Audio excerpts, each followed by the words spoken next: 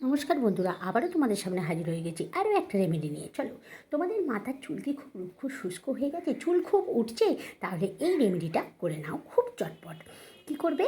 চুল খুব দ্রুত লম্বা হবে, এতে চুলের গ্রোথ ঠিকঠাক হবে, চুল কালো থাকবে, চুল উঠবে না, নানান প্রবলেমের সমাধান হবে এই রেমেডিটায়।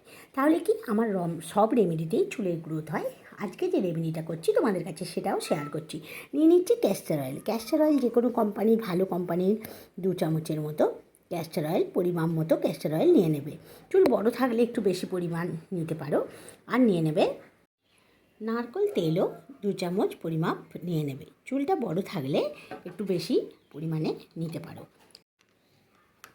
একটা ডিমের আমি সাদা অংশটা নিয়েছি, তোমরা গোটা ডিমটাই নিতে পারো। এতে দিয়ে দিলাম।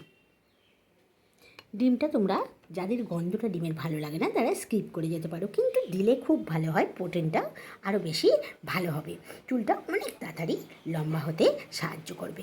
চলো, এমনিতেই আছে ক্যাস্টর অয়েল, জানো তো এর গুণাগুণ, শেষ করা যাবে না বলে। চলো আর কী কী দিচ্ছি দেখ।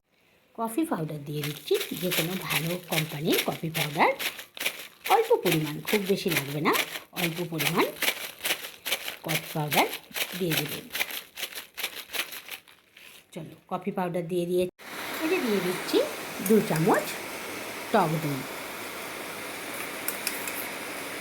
2 চামচ টক দই দিয়ে দিলাম।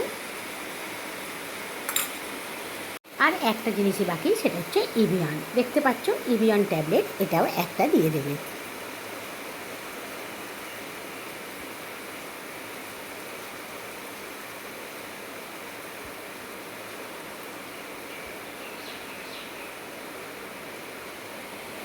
এবার মিশিয়ে নেবার পালা, খুব ভালো করে মিশিয়ে নাও।